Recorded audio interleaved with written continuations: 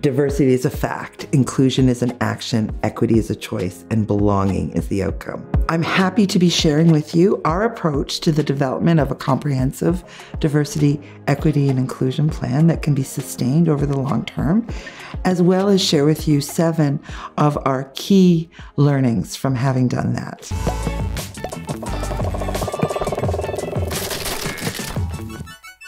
So the first is follow the facts, your facts, not the fads. So there is lots out there currently around what you should do to enhance diversity, equity, and inclusion. I'm sure they're great ideas, but you can't follow the fad and have an integrated and sustainable diversity, equity, and inclusion plan. It can't be embedded in the culture. You have to go a little bit deeper. And in order to do that, you have to know who you are and who you serve. What is the current state of diversity, equity, and inclusion in your context? So follow your facts, not the current fads. That's tip number 1. Tip number 2 is nothing about us without us. And that simply means do not develop a diversity, equity, and inclusion plan that's focusing on whatever it may be, folks of color, folks with disability, or children of color, children with disability, whatever it may be, without including those voices. So in our case, we started with an advisory council who represented not only the different roles at Mothercraft, but most of whom had lived experience of diversity themselves. And we intend to do the same thing to create safe spaces, affinity groups, focus groups with our service users with lived experience, whatever that may be. You know, diversity, equity, inclusion is not a hard target. We can't just say by such and such a date, we'll have 90% people with color and no barriers, because we don't know what the state will be. What we have to be is responsive to the changing demographics, the shifting populations, the shifting staff. That's an entirely different way of approaching things. Our aspirations are not hard targets. Our aspiration is to build a culture that is sustainable and that will constantly have an eye from all aspects of the organization on, are we being as inclusive as we can be?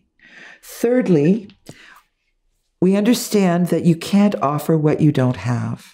Can we really ask our staff to enact inclusive practices if they're not feeling included? So we'll also have staff affinity groups where we can find out what the experience is, good, bad, or otherwise, of inclusion here at Mothercraft. The 4th tip is plans should be living documents. When you have those other pressures that you can't anticipate, they will change your ability to deliver on the plan that you originally designed.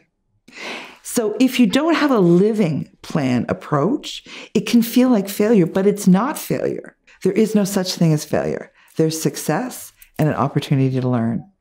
So these are the kinds of things that we'll be doing. We'll be changing and adapting the plan around diversity, equity, and inclusion based on what we know, what we find out, what the external conditions are, and we'll share those changes so that we can bring everyone along with us. The 5th tip is a hard one. Be compassionate with yourself and others as we invariably put our foot in our mouths. There's changing language. Even since I started doing this work a few years ago, be open to having humility and compassion for yourself and others. We will muck it up. It will get messy. It may get tense. And that's okay. It's worth it.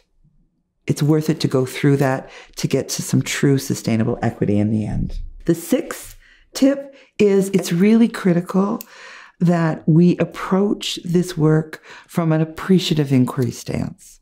Connect before you correct. Try to see the best in others before you speak or act. Really important. It'll be a continuous learning process.